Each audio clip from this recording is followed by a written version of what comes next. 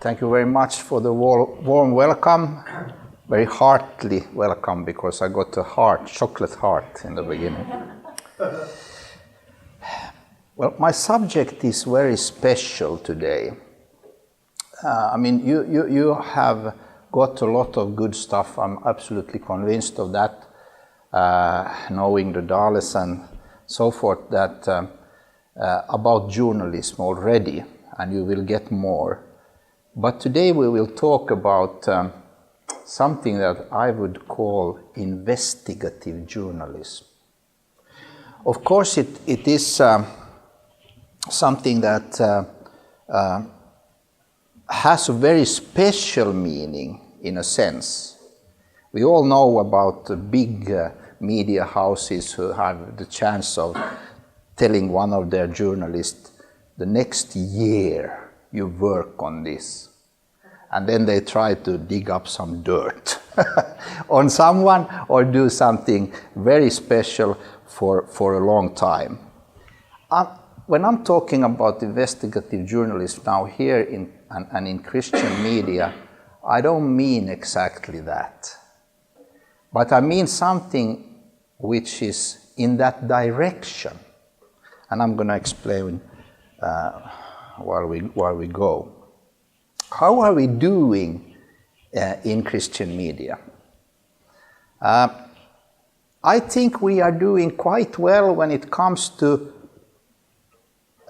interviewing people so that they get a chance to give their testimony. We are doing quite well in getting people to tell their own story. And I know you have been talking about this, and I know that you have had it underlined for you that it's important to use stories because stories talk to people. But I'm here saying something in addition to that today. I want to tell you, it's not enough. It's not enough, if you're doing Christian journalism, to do just stories. And I'll try to convince you of this, because I'm very convinced myself about this. We are doing well on devotional material. I mean, it's not difficult to get a devotional book, devotional material in radio, in TV, everywhere. If I look at Christian TV in my own country, it is absolutely full of personal stories. Something like 80-90% of the TV, Christian TV in Finland, is personal stories, interviews, one face talking to another. And I'm not against it, I'm doing it myself. I have a program each week, half an hour. It's been going on for 5 years. We've done like 400 of them. And I'm not against it, but it's not enough. We need something else. We are good on doing this subjective side, except perhaps on the tougher side of life. You don't read too much stories about how this or that Christian celebrity went through a tough time but survived. You get a little more of that than before, and I think it's good, because the worst thing is to have this sugar-coated thing where you have people who just tell how life is now wonderful and so forth, and then you have to lead in the secular media that they just went through their third divorce and went through a total economic catastrophe. Because the Christian media doesn't tell that. They just tell that he's now a believer and so forth. Okay? So I think I'm here to provoke you a little bit also, so don't get offended. We have magazines, radio, TV full of this. And I think the positive outcome of this is that you get media coverage. If you have someone who is already well known in society, and then the singer or whatever turns to the Christian faith, it's easy to get into the media and make an interview. It's easy, because he or she is accepted already, and you can get a lot of media coverage, and you also get people interested. I'm also similar to anybody else. If I see a paper in the train and I pick it up and it tells some interesting personal story about someone, I want to read it. So this is all good so far. But where we are not so good is what I'm calling the investigative journalism. And let me start by saying what that leads to, what the outcome is. The outcome is that we are, in the Christian media, maybe unconsciously, we are strengthening the image of the Christian faith as something very subjective. I mean, I don't think any one of us would say it out loud that we think that you can as well be a Muslim, you can as well be a Hindu, as long as you get something out of it. You know, we are against this kind of thinking. But our Christian media is not showing that we are against it. Our Christian media is just picking up these personal stories endlessly. And let me give an example. I'm a theologian at the same time as I am involved in media, have been for 20 years.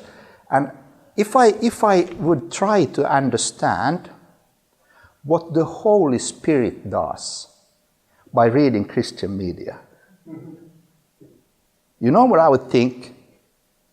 I would think, and I say this with utmost respect, I would think the Holy Spirit doesn't know himself what he's trying to do. Because people are telling endless stories, and some of them are really weird about what the Holy Spirit has done in their life. And the journalist is sitting there, oh yeah, interesting. Not even the first critical question. Not even the first critical question. Well, can I just clarify, what do you mean by saying the Holy Spirit did throw you out of the window? And then slew you on the ground and make you have spasms and other things? You understand what I mean? We all know, because media is full of these kind of experiences. And no one is asking the critical questions. So, the outcome is we are strengthening the subjective image. We are promoting a nice but shallow and uncritical view of the Christian faith. The Christians are nice people, but not too smart. You can anytime interrupt me, by the way. I love this. I love to discuss and to talk about this. So you can disagree with me. I don't mind at all. But I think this is a real problem. And we are promoting Christian superstar culture. The last thing we did in our magazine was an interview with one of the girls, 16-year-old, who was in the Idols competition in Finland. You know, everybody, you have that in all your countries? Yeah. And this girl, beautiful young girl, was a wonderful singer, and we did this interview with her because all my journalists were saying, do you know this, I think it was Joan Gill, her name? She's a Christian. I said, oh, she is? First of all, before I give you any permission to interview her, I want to know something about her Christian faith. So they brought me some other interviews that had already been made, where she's telling about how nice it's to stay when the lights are on and stay on stage and so forth. Reminded me of some great pop star who said that he's alive only 3 hours every day when he's on stage. Otherwise, his life is full of death. Okay, but this girl said many things, and then at the end of the interview, I'm a Christian. I love Jesus. Period. Okay. But I'm a weak man, so we published it. We published the interview. And it made records on the internet. It made, everybody's Googling it. It was the most Googled article of ours in months. Because she's a superstar. And we promoted it even more by publishing her interview. I don't know anything about her life. I don't know if she goes to church really somewhere. Well, I know a little bit of it. I knew beforehand, because I really, honestly tried to check out something. Because when we look, we have a magazine that we print about 100,000 copies to distribute in evangelism. We take away all church politics, all dogmatics, everything. We just put in a clear Christian gospel message and then a lot of interviews and so, and we distribute. People love to distribute those magazines. And when I looked back in one meeting a while ago at 10 of those, we do one each year or 2 each year, and we looked back at them. I found 3 of our main interviews, who's not a Christian anymore. You understand what we are doing? We are we are filling the country with Christian magazine articles. I'm guilty of this. I'm not charging anybody. I'm just self-critical here. And then 3 of those aren't even Christian anymore. 1 is in prison because of some interesting things. So, but then someone might say, "Come on, Leif, you're a theologian. You know that you go deep into questions." Yes, but when we do, we go deep theologically, dogmatically, and we go in seminars, and nobody reads those articles. When I say nobody, I mean, if you look at how much distribution a typical theological magazine has, it's 500, 1,000, 1,500. At the same time, you have Christian magazine, 50,000, 60,000. So this is what I'm talking about. Okay, enough of that, except for saying it all leads to us losing the battle for people's minds. Nice people, but not so smart. Instead of talking about maybe it's true that there is a God, maybe Christ was his son, maybe the New Testament is right, or something like that. So what do we need? Are you with me so far? Have I given a right picture of the situation? Yes. Okay, at least some of you. In Norway. In Norway, okay. What we need is investigative journalism from a self-consciously Christian viewpoint. And when I say self-consciously Christian viewpoint, I mean this is different from the normal investigative journalism, which is digging the dirt. We're not in digging the dirt business, trying to make scandals, except that I think that people who have responsibility, I think the people who have power and influence in the Christian world should be open to more criticism than the normal people in the pew.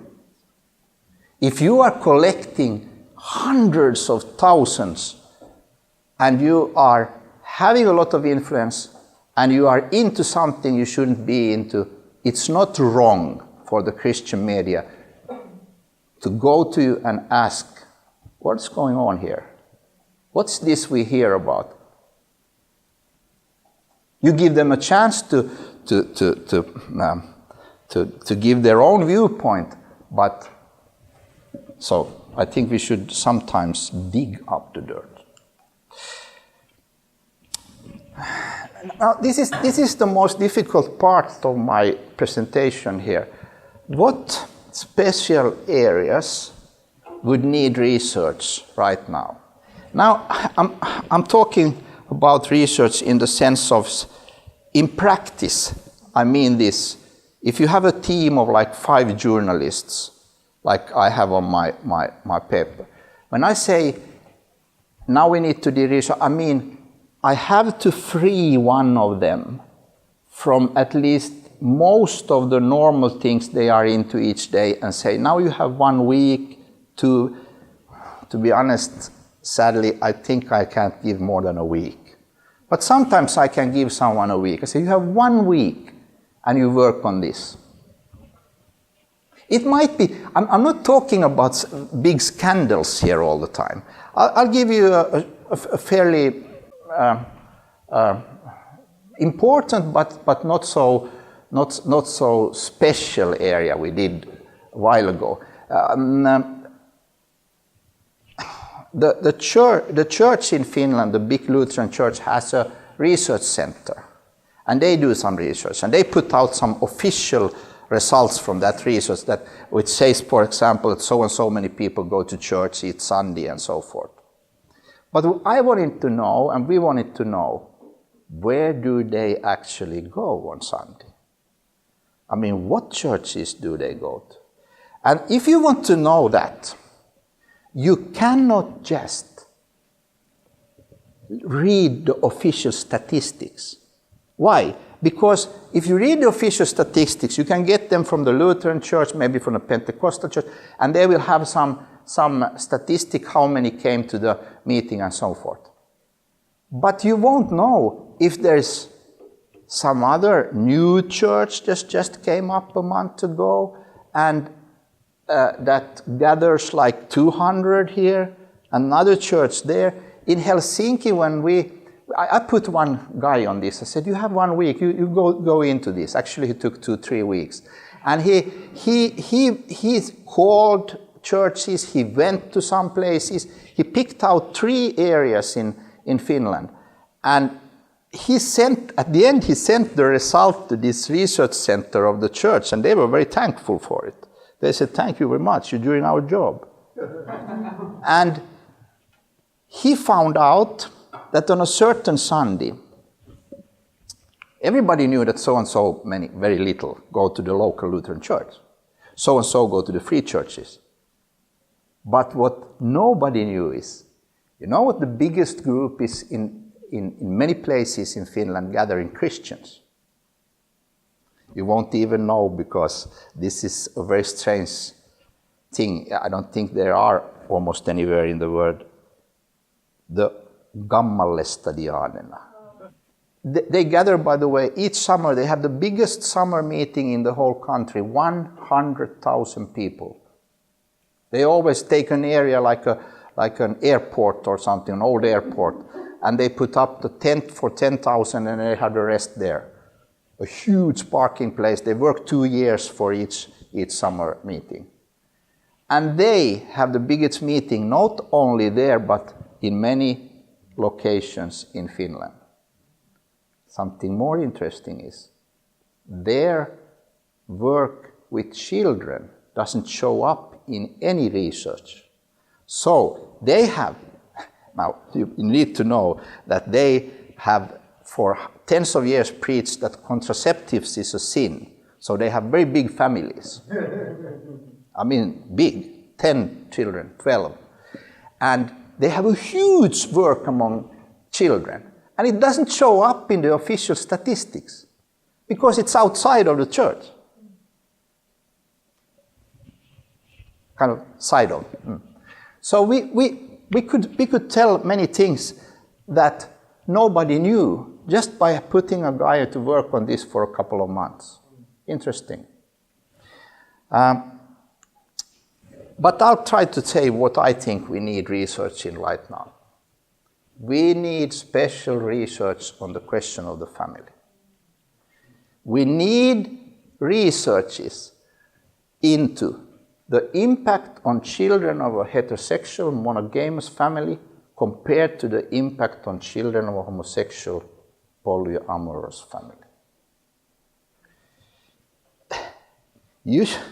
In Finland, when they put it's not yet actual, but it will begin next year, but they have already decided on new law, on new marriage law, so, which means that also couples of the same sex can be married.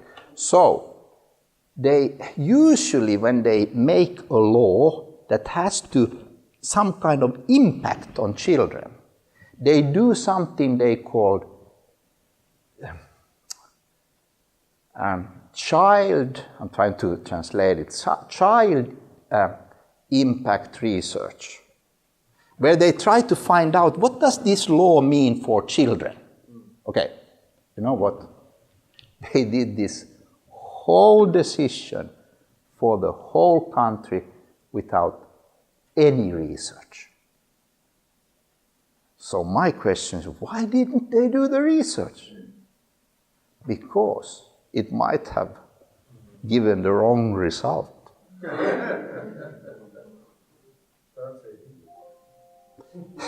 So they did it. So now we have a big debate about this. Pasi, who was talking to you yesterday, he's leading this work in Finland where they are trying to fight for a biblical and classical view of marriage and so forth. So, but now we are trying to dig up this research, but it's tough because almost no one does it. And you know what the first thing we found out? Because those who were lobbying for this thing were very, very hard. They said, we have the research. We have it. You don't need to do it. Here they are. 6, 7, 8, 9, 10 studies. Every one of them done by homosexuals among homosexuals. That's the first result. So, first you need to get research that goes all through and is done by someone reasonably objective. So some people, one of my friends is deeply involved in this. He has a professorate in education, and he's deeply into this and have written a couple of books, but now he's under tough pressure from his university because you are touching a burning hot issue here. Because just think about it. If research shows that it's a clear difference in growing up with a mom and a dad or growing up with two moms and two dads, what if the research shows clearly that there's a great difference in favor of growing up with a mom and a dad? So this is something some Christians in media should dig into. You should send someone to France where they have worked on this. You should send someone to the States where they have worked with this. You should send someone and they should go there and make some interview with those who know and come back and write about it. But you have other areas. Impact of Christianity on science, morality, human rights. Now we have this attitude, this growing attitude, at least in Finland, that Christianity is bad. It's not just untrue, it's bad, it's evil. Because it has been against science, it had made morality awful, and it has been against human rights, and so forth. So what do we need to do? We need to show that you don't have any science without Christianity, which is the historical situation. Science bloomed. It was flourishing in a Christian environment. It was born in a Christian environment. The first great scientists, everybody of them was Christian almost. And morality, human rights. What about children and women? Jesus and the first Christians did more for children and women than anybody in history. And we need to dig that out. We need to talk about it. We need to show it. And now here is my, do they call it a clincher? You in the media need to popularize this. You see, when I talk about this in my own team, they tell me, well, it's such a difficult subject, I don't know about that. I say, but you know much more about it than our readers. So you need to serve the readers. You need to be in between the professor who nobody understands and the reader who's totally confused. And you need to go in between, and you need to translate what the professor says to what the reader, to the reader. You understand what I mean? Because if you do that, they will get aha experiences, and that's what I'm after. Wow, I didn't know that they left children out on the street in the Roman Empire, in the Greek culture, where at the time of Jesus. I didn't know that the Christians went and picked them up and saved their life. I didn't know that men were admonished to stop hitting their wives, beating their wives by Christian preachers. I didn't know that. I didn't know that the impact on Christianity, on science, is not only good, it's crucial. So we need to tell all this. We need to translate it into popular into the popular level so that they can understand it. More, question of religious violence, because of course we are accused of this all the time, that religion creates war. Religion creates war. Religion killed witches. Christianity killed the witches.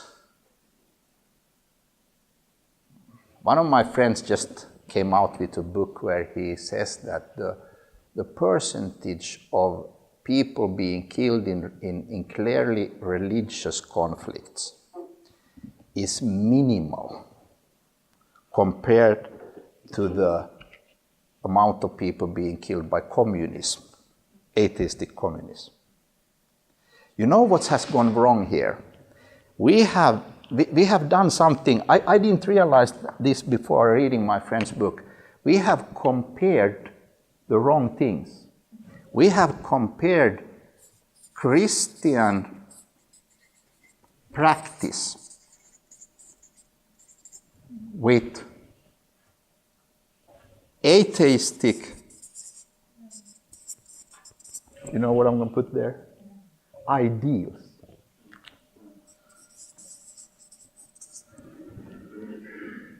Now, what should you do if you make a comparison between influence of Christianity on violence, influence of atheism on violence? What should you compare? Practice and practice, or ideals and ideals. And when you do that, when you compare Christian practice to atheistic practice, then you get the result. And it's like 100 to 10. It's like 10-1. But it's also, you say religious violence, not all religions are the same, and yet Yeah. people assume that they are. Exactly. That's a very good point. So you should compare what Islam has done. Oh, just to mention Islam, there's so much research undone, so much research not yet done. You must know as a media person that Muhammad was a great military leader. You know that. That's crucial to know. Jesus was not a great military leader. Jesus was not a military leader. And there's so much. It just breaks my heart that we are again. If you look at this, we are again comparing Muslim ideals with Christian practice when we should be comparing Christian practice with Muslim practice, or Christian ideals with Muslim ideals. You should do the right comparison. Okay, so there are many other areas, but I'm just kind of trying to make you think where you should go. So what are the challenges? Lack of expertise, but we need to dig up where the experts are. It's not the answer to say, I don't know. No, of course you don't. You go to someone who knows. You call someone who knows. I do this all the time. I'm not so very smart. So what I do, I am in the church synod, and someone tells me speaks up and says that it was so-and-so in the early church and you should do this and this. I said, no, I don't believe it was in the early church. But I can't prove it. So what do? We get a break. I take my cell phone. I call the leading expert on the 1st century in Finland, who happens to be the father of one of my friends, who happens to be a professor, very respected, by far the greatest specialist on the 1st century. And he says, can I just eat first before I answer your questions? Okay. I say, anytime, but I need quick answers. And I get from him directly names, I get everything. And I go back in the pulpit and I give a counter speech. And someone, where did you know that? I didn't know that 15 minutes ago. I called someone. That's what you are doing as a journalist. You find out. I don't care. Sometimes my colleagues in the team, they laugh at me, and at my birthday they made a joke on me because they showed that if I am asked someone, you need to write on this, the next thing I bring them a couple of books. And the next thing I say, you call these 4 people. My job as editor-in-chief is to know some people, and their job is to call them, interview them. You need to do this research. You really need to do it. And then you lack of courage. You won't be, I don't think people believe me when I say this. Now, when we are talking about this family thing, if I call 10 of the Christian, not the atheists, the Christian, 10 of the greatest specialists on family, education, relationships, so forth in Finland. If I get 2 or 3 of them to open their mouth and speak up against this homosexual lobby, and 4, a classical view of the family, yeah, I'm happy.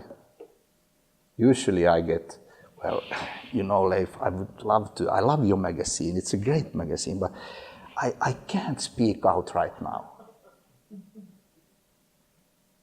Now I'm shifting for a second. I'm a theologian now, I'm a preacher now.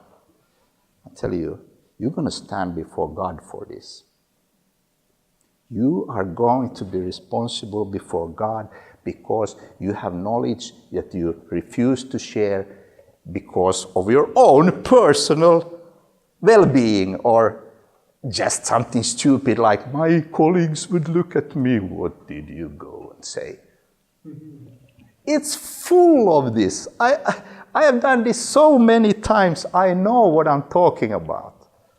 And at a certain level, I am a human being, I understand it, I have sympathy, but on another level, I hate it.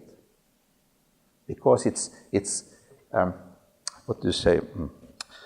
It's like, it's so wrong and it's so not courageous. We need to speak out. That's why you are there as a researcher. But that's not your problem. Your problem is to try to get someone to speak. Of course, there's lack of money and resources. I mean, we have small groups, and as I told you, I can't tell someone you work for 1 month on this because the others say, why do you get a month on that? I said, you all get a month on this, but then we don't publish any paper anymore because we are so hard pressed. We have little money. It costs money. You pay the salary all the time when they are going around having fun interviewing all kind of experts. so this is difficult. I don't have the answer for this. You have to look at your own situation.